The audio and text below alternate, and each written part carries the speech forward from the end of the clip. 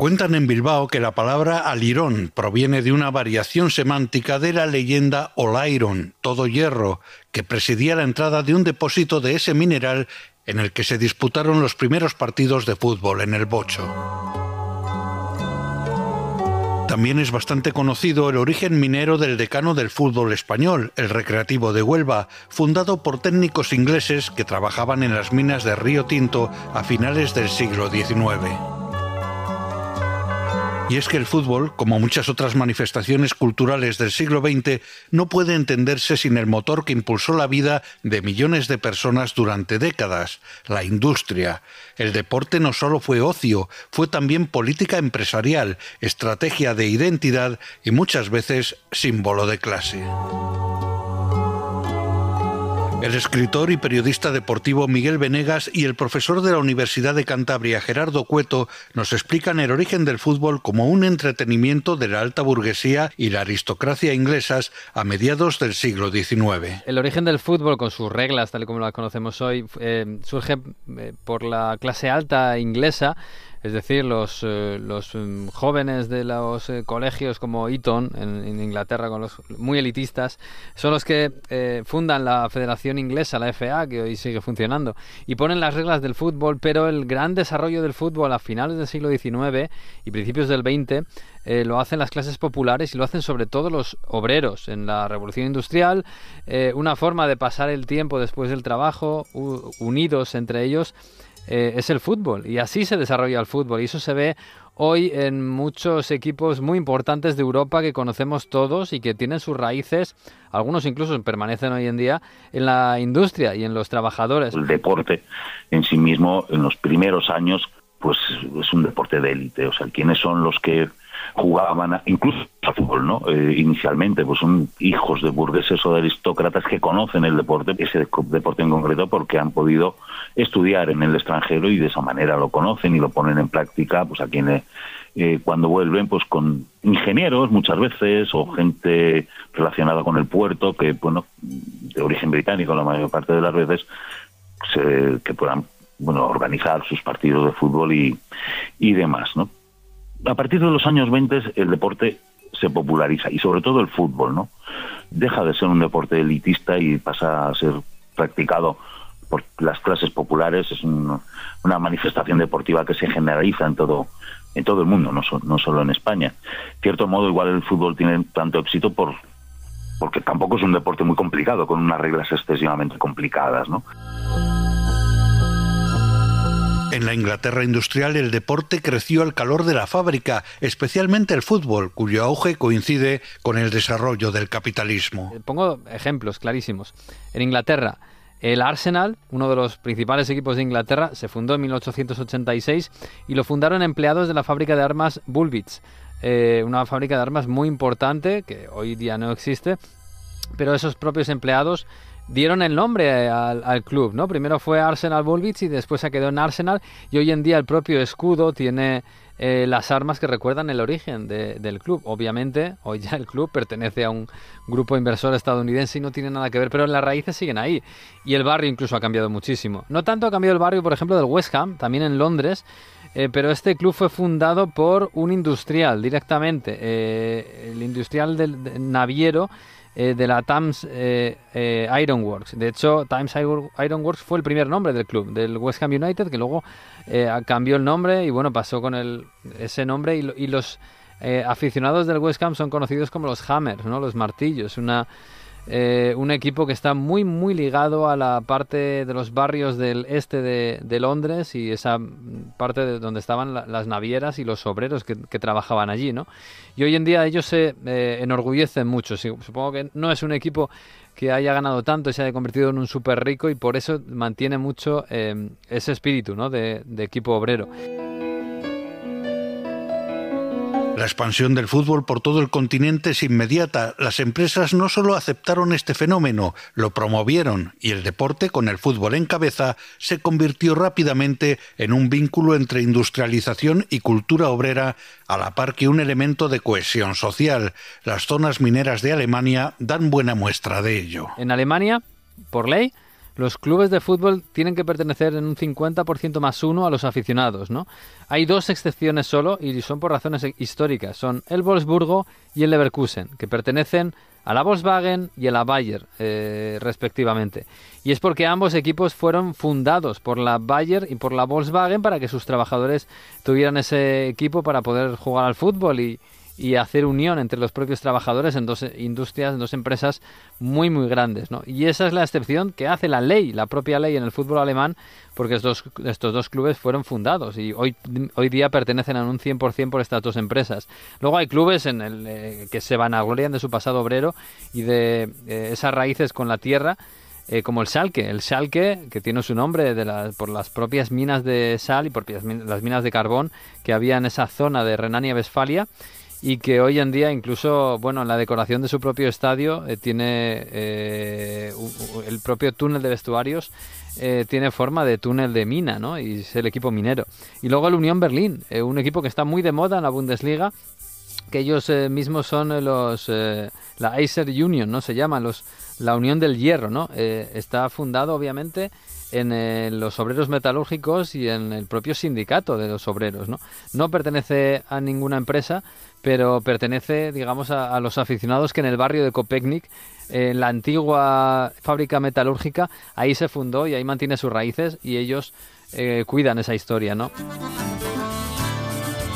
En este punto, el presidente de Incuna, Miguel Ángel Álvarez Areces, llama la atención sobre la penetración social del fútbol a través del ecosistema minero de la cuenca del Ruhr, ubicado en Renania del Norte-Westfalia, donde en un primer momento los mineros abrazan el fútbol como una forma de escape de la dureza de su trabajo y el Schalke 04, el equipo de los mineros, se materializa finalmente como un símbolo de orgullo, de resistencia, comunidad y esfuerzo colectivo. El Schalke 04, un club alemán, todavía hoy en día, y por eso cuando hablamos de patrimonio inmaterial y de las industrias y de las empresas, el himno que cantan nada más salir el equipo de fútbol es una canción minera que se llama Glück auf, ¿no? Salud, que es lo que decían todos los mineros al entrar en la mina, ¿no? Que pedían salud, igual que en otros lugares, ¿no? Que no al entrar a las entrañas de la tierra, ¿no? Que se iban a exponer su vida, ¿no? Para sacar un producto, el mineral y demás, se invocaban en algunos casos a elementos religiosos y en otros más materiales, pero en todo caso se deseaban suerte y salud entre ellos. Hoy es el himno que cantan niños y mayores y en muchos casos no saben. Y como no sabemos en otras circunstancias, ¿no? El caso de la Lilón que comentábamos, ¿no? En el País Vasco, de dónde procede, pero es de esta época que marcó un tiempo y una historia.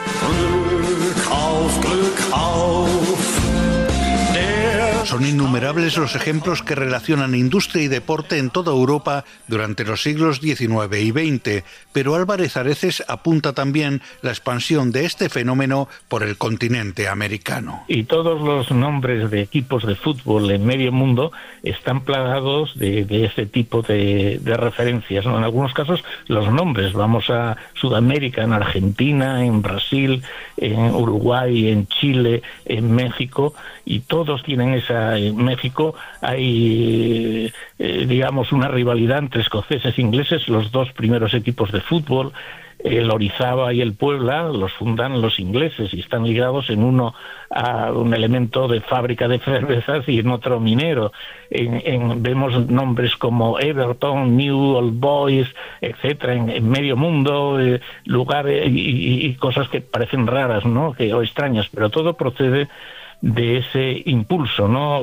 Deportivo que facilitó, como decía, el gran negocio del siglo XIX, que no eran las minas, era la construcción del ferrocarril, y a partir de ahí la ubicación de industrias que necesitaban como eje conductor de traslado de las materias primas, de productos, de personas, necesitaban al ferrocarril, y sí que está plagado de ellos en España, muchísimos, ¿no? Que no es el caso, pero también muchos equipos de fútbol, si vamos rastreando, están muy asentados o muy ligados a asentamientos empresariales, ¿no?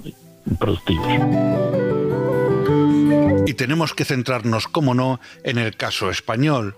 En la España de comienzos del siglo XX, En plena expansión siderúrgica por el norte y minera por el sur, no tarda el fútbol en encontrar un óptimo caldo de cultivo para arraigarse y multiplicarse por todo el país, de la minería onubense hasta las cuencas asturianas o los barrios fabriles de Cataluña y el País Vasco. Incluso en España ya sabemos que el Recreativo de Huelva, que es el club decano del fútbol español, fue fundado por ingleses que venían a las minas de Huelva, las minas de Río Tinto, y ahí se fundó un club para que ese deporte que habían inventado los ingleses y que se estaba popularizando, pues también se pudiera hacer en España. Lo mismo ocurrió con otro clasicazo del fútbol español, el Athletic de Bilbao.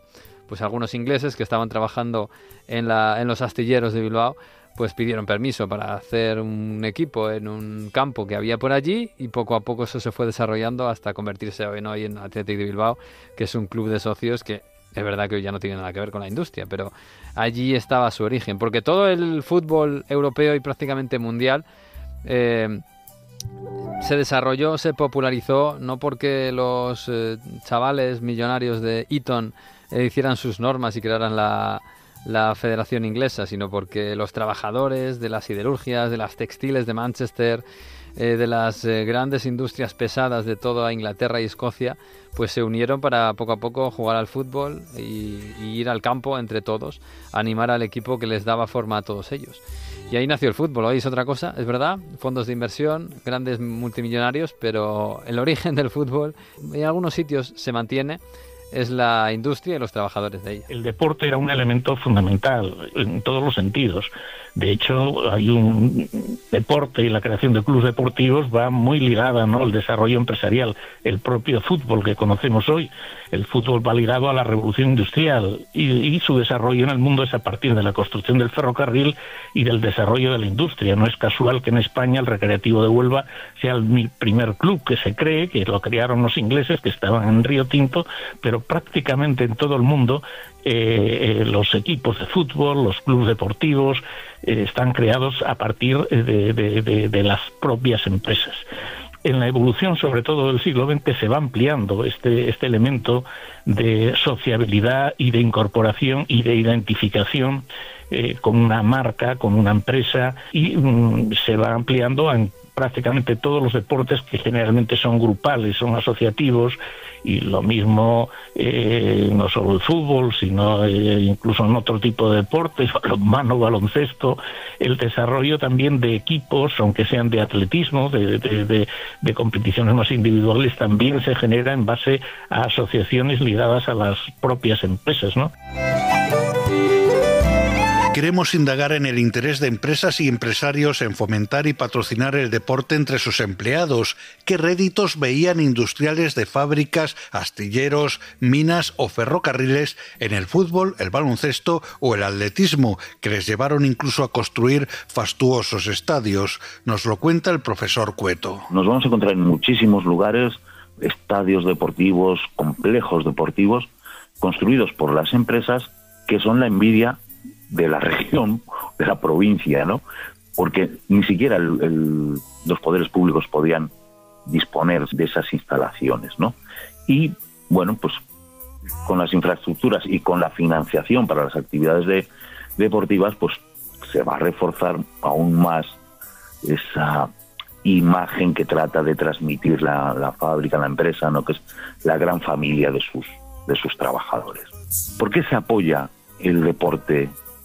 Habrá otras actividades, ¿no? Hay muchas secciones de coros, de folclore, de grupos de teatro y demás, pero el deporte tiene una importancia muy notable en esta época, porque los valores que en sí tiene el deporte, más el deporte de equipo, pueden ser perfectamente trasladados a la fábrica, en el sentido del compañerismo. Cuando hablamos de deportes de equipo, no individuales, pues hay que cooperar, tanto atacando como defendiendo, no hablando en términos deportivos, y ese compañerismo se puede trasladar a la fábrica. Vemos cómo el deporte se convirtió en una herramienta estratégica para muchas empresas. Se construyeron campos al lado de chimeneas, se promovieron equipos desde los altos cargos, se entregaron camisetas junto con el uniforme de trabajo. El objetivo no era solo fomentar el bienestar, era fidelizar, cohesionar, crear comunidad. Así, en lugares como Gijón, Avilés o Baracaldo, el club de fútbol no era un actor externo, era parte de la familia industrial. Jugaban los obreros, los hijos del capataz, el electricista del turno de noche, y en las gradas, como en la fábrica, se compartía destino. Son muchos valores que tratan de trasladar del deporte a la empresa, y de ahí que haya ese interés por parte de las empresas de crear esos grupos deportivos que participarán en las competiciones organizadas por la obra sindical de educación y descanso, pero también participarán en las competiciones oficiales, y son muchos, ¿no?, los equipos de fútbol españoles, ¿no?, que todavía persisten en la actualidad, que tuvieron su origen en estos grupos de empresa. Sería el caso de Ensidesa. Creo recordar que en Puerto Sagunto también el equipo Acero tiene origen en los altos hornos de allí. Solvay, por ejemplo, en Torrelavega, bueno, en el pueblo de al lado, en Barreda, es el que favorece los inicios de este equipo de fútbol modesto de tercera división, pero todavía permanece ahí. En otros casos, en algún equipo de voleibol también recuerdo que nacen en empresa, algún equipo de hockey sobre patines también.